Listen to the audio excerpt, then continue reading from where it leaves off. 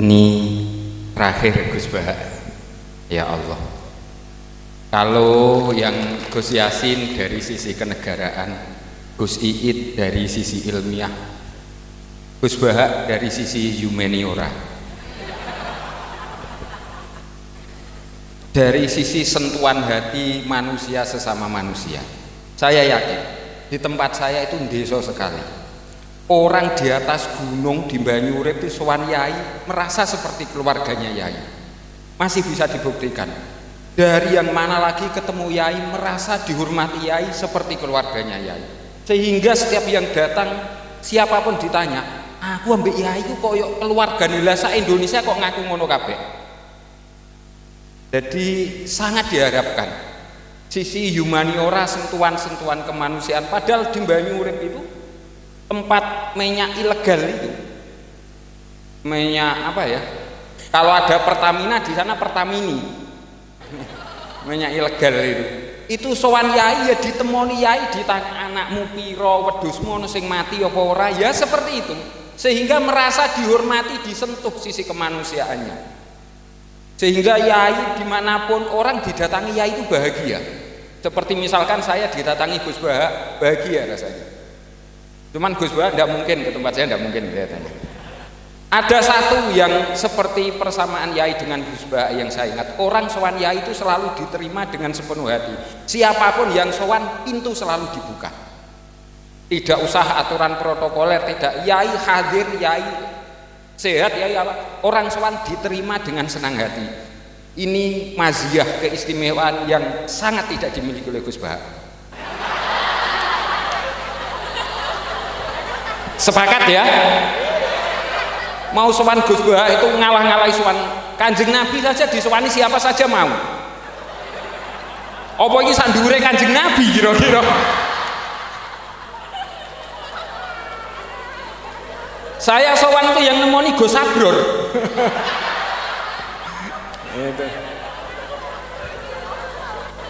Wah, nanti kalau saya kepanjangan malah saya yang ngomong ini. Tidak pantas saya. Monggo Gus, sisi humaniora yai, orang selalu mengharapkan kehadiran yai sebagaimana mengharapkan kehadiran beliau. Kita menghadirkan yai di hati kita, kita menghadirkan Gus Bah di HP kita. Itu. Monggo Gus.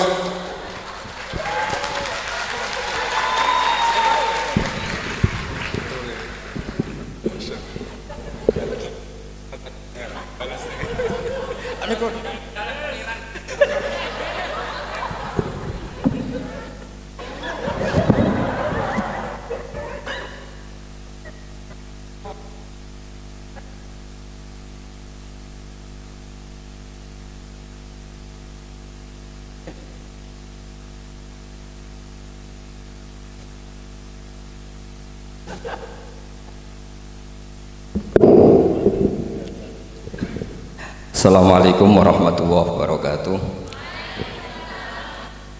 Bismillahirrahmanirrahim. Rabbi shrah li sadri wa yassir li amri wahlul 'uqdatam min lisani. Allahumma shalli wa sallim ala habibika Mustafa Muhammadin wa ala alihi washabihi ajmain. Amma ba'du. Yang sangat saya hormati, sangat kita hormati Kiai Haji Aufal Marom selaku Ketua Yayasan Al Anwar 3, pimpinan sekaligus pengasuh Anwar 3 Kiai Haji Abdul Ghafur, wonten Gus Iit, Mas Najib, sedanten yang saya hormati semua dosen, adik-adik yang saya cintai. Saya ini alhamdulillah malam ini derajat saya naik senaik-naiknya. Karena seumur-umur saya ini hanya bangga punya guru Mbah Mun.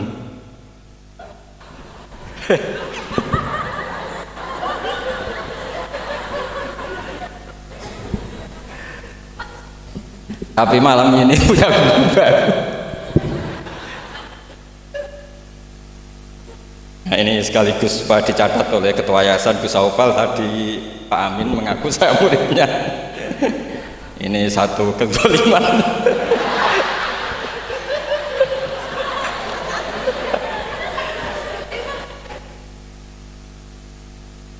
Jadi tapi saya senang ya, karena apa ya, ciri jadi wali itu harus mazlum dizalimi.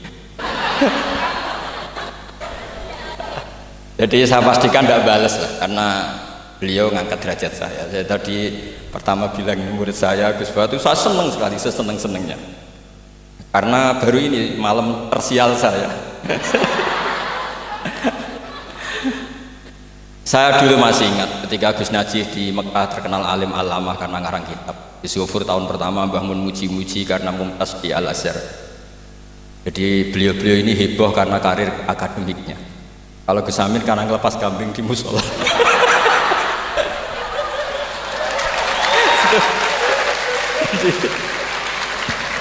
Jadi jameknya sama-sama bikin heboh. Jadi ya itu saja lah. Niru itu tidak bisa penuh ya, sudah niru hebohnya saja. Tadi karena Gus Aufal baru masuk, tadi Gus Aminoto bilang gini Gus Aufal, dulu Mbah Mun sayang saya sampai dicatrikan istri. Apa Gus Yofur bisa nyarikan saya istri? Itu benar-benar kefasikan baru dalam.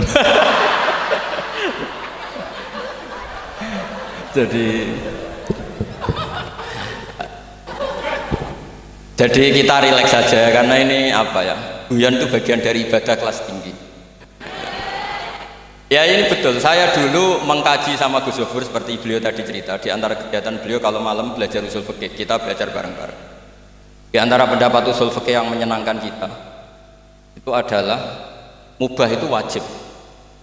Dan itu saya kenang betul. Isma min mubahin ila wa yatahaqqaqu bihi tarku haramimma. Ayatahaqqaqu bisukun tarkul qat'i wa bisukut tarkul qadam. Itu pasti Pak Amin tidak bisa. Hafal sebanyak ini tidak bisa. Jadi dia itu pelarian karena ngapalkan nggak bisa, ya sudah gojlok saya. Tapi ya tetap tidak level lah, kira-kira gitu. Tidak level, jadi nggak level. Artinya begini ya, malam ini kita guyon nikmati suasana seperti ini dengan Gus Yofur, dengan Gus Aufal. Malam ini artinya kita ada dugem. Malam ini kita ada zina, ada dugem, tidak melihat hal yang maksiat. Jadi mubah itu tarkul haram. Tarkul haram wajib, meninggalkan haram itu wajib. Berarti fi'lul mubah juga wajib. Tapi mubah loh ya, bukan melepas kambing di musola. Kalau itu tidak wajib ya tidak mubah, haram. Tapi di pondok ada adat, kalau yang melakukan itu Gus itu makfu. Jadi kalau di bab najis ya najis makfu lah, itu kira-kira. Artinya khazanah kita cukup untuk menganalisis itu. Saya memang di antara murid yang sering mengkaji Mbah Mun secara fikih. Saya pernah bilang di rumah dinasnya Gus Yasin, bagaimana beliau tadi menyinggung, ketika Gus Yasin diduetkan dengan Pak Ganjar, ini menjadi fikih abadi bahwa ada fikih besar, yaitu ulama tidak ada tradisi atau tidak boleh ada tradisi berhadapan-hadapan dengan umarok. Kita sama-sama berduet untuk kelangsungan bangsa ini secara damai dan bermartabat. Jadi nggak penting menurut saya Gus Yasin wakil gubernur, apa Gus Yasin ketua DPR dulu, Kak Kamil ketua DPR, Gus Kamil. Yang menjadi penting bagi kita adalah fikih ini akan abadi. Itu juga ketika Gus Yofur sekolah sampai doktor, bahwa ulama sealim Mbah Mun, putra Mbah Zubair tidak anti dunia kampus. Sehingga Gus Yofur sekolah ya sampai doktor. Juga beliau tidak anti khusyuk, tadi kata Gus Iid, khusyuk yang dimaksud Yai bukan terus khusyuk. Karena Yai sering menghentikan manis zada khusyuan zada jalan, terus ada orang kayak Gus Amin, dia enggak khusyuk supaya enggak dikatakan bodoh. Itu memang cara beliau melawan makalah itu. Kalau beliau khusyuk kan nanti zada apa? Jalan, maka pura-pura ada khusyuk, selain itu fakta terus ya sudah jadinya seperti itu. Saya itu sering meneliti fikihnya Mbah Mun, mulai yang tadi. Kita masih ingat ketika Yai mau ketemu Bu Mega ketika mau haji.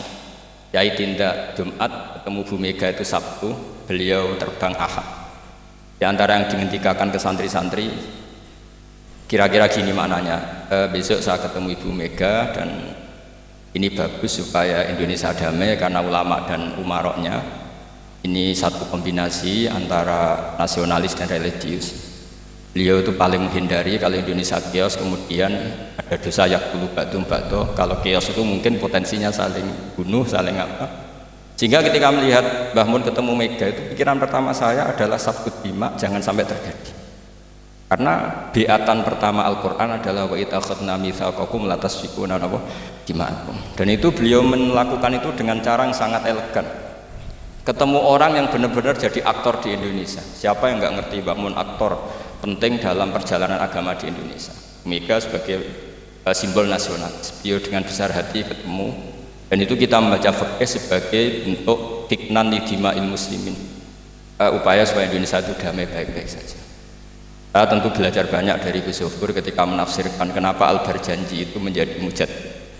Kata Gus Zofur, padahal karangan Al-Barjanji itu tidak besar-besar kayak Sayyid Zabidi yang ngarang kitab. Karena ketika negara lain bingung, ya, kata beliau bingung menemukan format Islam, masih perang, mencari bentuk ini Sunni atau apa, ribet perang. Indonesia itu terbangan. Betapa indahnya Indonesia, serasa perang, terbangan. Ya ini ya gejolak-gejolokan, ya rileks santai. Sampai saya tidak tahu ini kiai dari mana. Makanya ini sekaligus untuk mahasiswa baru, terminan dosen Anda ya, mulai yang waras kayak Gus Zofur sampai yang kewarasannya kita tidak tahu tapi ya waras. Itu tadi Gus Zofur menambahkan Aminoto Setio Garwo. Saya tidak tahu itu tambahnya Gus Zofur apa ada di aktenya, nggak tahu saya. Tapi saya kenal Gus Amin itu lama sekali. Jadi saya tidak perlu cerita kalau beliau pernah ngaji saya karena nanti kasihan. Saya tidak perlu cerita itu karena saksinya lebih banyak beliau ngaji saya ketimbang saya ngaji beliau. Tapi itu cara beliau punya harga diri, ya monggo itu kalau saya terima dengan lapang dada. Jadi beliau orang kedua setelah Mbah Nawawi yang ngaku saya sebagai muridnya. Tapi saya mau cerita yang agak serius, ini 5 menit tentang fikihnya Mbah Mun.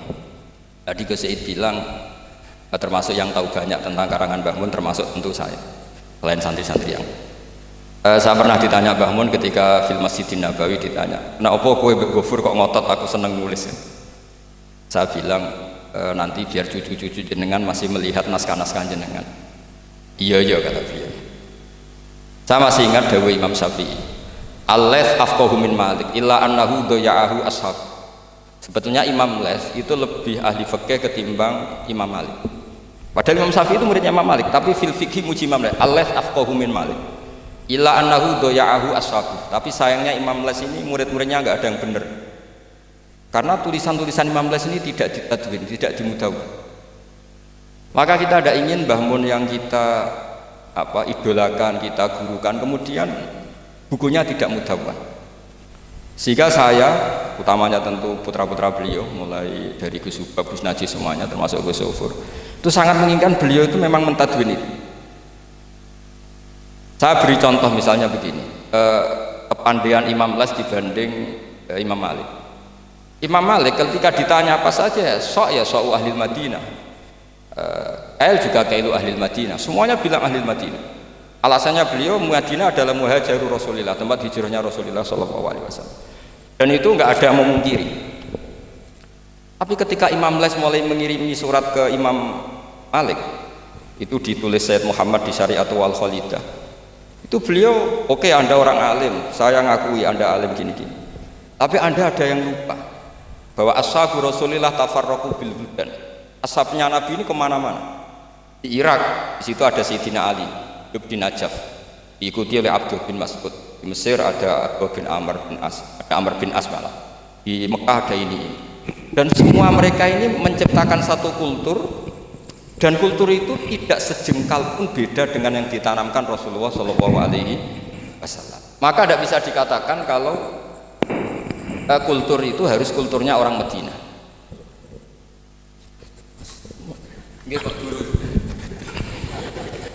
Ini naik pangkat ini, seorang guru melayani muridnya. Ini juga cara beliau untuk mengalahkan saya di dunia wali. Jadi makanya pura-pura tawadhu. Nah, al-laits afqahu min Malik. Beliau punya sekian contoh bahwa orang Irak itu tidak kalah kerennya lah kira-kira gitu. Tentang ukuran-ukuran sok, karena Sayyidina Ali di situ juga menciptakan kultur. Begitu juga Amr bin As dan beberapa sahabat yang tafarraqu fil buldan. Bahkan sesuai dunia yang saya tekuni termasuk ilmu qiraah, as-sakhul qiraati sanadan itu adalah Asim. Padahal Asim ini qari'un kufiyun. Kenapa? Karena setelah Imam Asim ada Abi Abdillah Abdurrahman As-Sulami, setelah itu Sayyidina Ali. Karena Sayyidina Ali sakanal Irak atau sakanan Najaf kalau istilah modern. Sehingga Imam Syafi'i ngetikan al-laits afqahu min Malik illa annahu daya'ahu ashab. Nah, barokahnya Bamun menulis misalnya al-ulama al-mujaddidun yang sering dibaca Gus Zofur, juga saya di beberapa pertemuan alumni. Itu Bamun kelihatan sekali dari awal tuh akan bina siapa saja. Beliau cerita misalnya salasun min aslil iman. Beliau di antara hadis yang beliau pilih dari sekian makalah beliau dan itu dijadikan muqaddimah, wal jihad ma'akuli amirin baron kana ufajiran was sholat khalfakuli muslimin ya baron kana ufajiran. Jadi beliau memilih berteman siapa saja, membina siapa saja itu amdan, bukan sahwan. Karena beliau adalah periwayat dan penulis hadis, tentu ya diriwayatkan Nabi Dawud, memang ditulis di situ. Sudahlah kita ikut berjuang ma'akuli amir. Jihad itu di konteks Indonesia tentu mempertahankan supaya sholat ini sesuatu yang indah. Kita tahu yang bikin masjid di mana-mana itu departemen keuangan bikin masjid, kepolisian bikin masjid, kabupaten bikin masjid, gubernuran bikin masjid. Itu kalau nunggu bisarohnya Pak Amin dari sekte itu nggak jadi masjid, yakin. Untuk rokoknya saja mungkin pas-pasan. Tapi barokahnya kita berjuang ma'al kulli amir. Para umarok dibina, beberapa kiai mulai zaman Mbah Hasyim sampai dulu Mbah Hasyim yang bina Pak Karno. Sampai era Mbah Mun, akhir-akhir Pak Harto juga beliau pernah ditimbali di istana, sampai Pak SBY, sampai Pak Jokowi. Sehingga aura keislaman itu ada di mana-mana. Departemen berkebutuhan ngaji. Bahkan Gus Zofur pernah cerita, saya pernah beliau diundang di kantor pusat PDI untuk ngaji. Gak kebayang ya. Pertama Gus Yassin daftar di KPU yang ditanyakan Bang, gue tenang, mau ngimami sholat sampai Pak Ganjar. Nggih, Mbah Mun seneng sekali. Jangan kira senengnya Mbah Mun karena jabatan, seneng dia.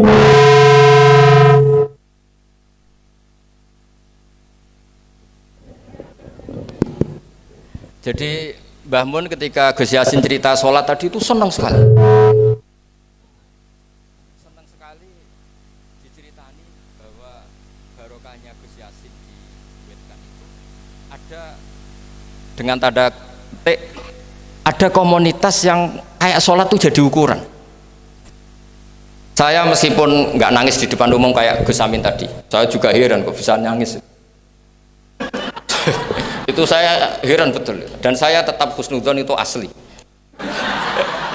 Ya agak memaksakan husnudzon saya, tapi ya sudahlah saya husnudzon kalau itu asli. Itu saya sering nangisi fikihnya Mbah Mun. Di antaranya adalah saya pernah sejagongan sama Gus Hasib bin Wahab, termasuk pendiri NU Wahab. Saya cerita prestasi Mbah Hasyim, Gus Mbah Wahab, Bisri Sansuri, juga beberapa kiai Ahmad Siddiq, Wali Maksum, sampai cerita Mbah bahwa para kiai ini berhasil menciptakan satu entitas agama menjadi tolok ukur. Jadi barokahnya mereka berjuang secara tadrijan, secara gradualisme, secara proses. Sekarang itu calon bupati kok tidak sholat, itu tidak keren dan tidak dipilih. Gubernur kok terkenal nggak sholat, itu pasti nggak dipilih. Artinya kiai ini berhasil, bahkan nilai-nilai politik pun harus bersama nilai-nilai apa? Agama. Pejabat kok ketahuan selingkuh itu habis. Artinya nilai-nilai yang menurut agama mongkar, satu hal yang buruk, itu juga buruk di perspektif politik Indonesia.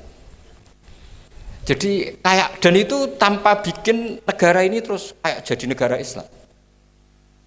Kurang apanya coba ijtihad guru-guru kita yang luar biasa. Saya pikir sampai di sini aja, nanti moderator biar balas saya supaya saya lebih madlum lagi. Semakin madlum semakin derajat saya akan naik. Dan monggo Gus Amin kalau mau memadlumi saya persilahkan, karena saya ini kan sudah terlalu kuat lah, kayaknya agak ngefek.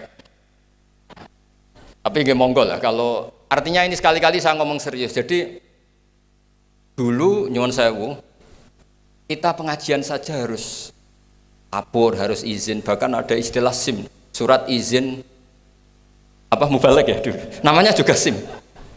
Ini abahnya Pak Rafiq itu ya temannya bapak saya. Masuk teman bodoh nih. Ini masyhur ini. Ibunya Pak Rafiq ini enggak pernah masak enak. kecuali ada tamu. Akhirnya kerja sama bapak sama Mbah Mun, kalau Jumat pagi disuruh ke situ. Terus Mbah Musa ini abahnya ini, Bu, engkau apa yang Kiai Nur Salim mau Mbah Mun masak, iya, terus masak enak, terus bapaknya ikut makan enak itu. jadi Kiai dulu itu seni, sampai kepen mangan enak itu harus bodoni istri. Dan itu semoga bodoni yang wajib. Karena apa ya? Seneng itu wajib akhirnya. Makanya saya dengan Pak Rafiq ini ya mulai dulu ya kayak saudara, karena dulu Mbah Mun, Bapak, Mbah Musa itu ya teman, termasuk kalau harus bodoni istri ya bodoni. Akhirnya ya tiap Jumat itu main ke situ. Karena itu dengan cara itu makanya enak. Kalau enggak ya tempe terus gitu. Nah itu bisa ditiru. Bisa ditiru, jadi ya bagus lah itu kalau itu. Solutif itu kata kesit. Ya monggo niki moderator malih Gus Amin. Assalamualaikum warahmatullahi wabarakatuh.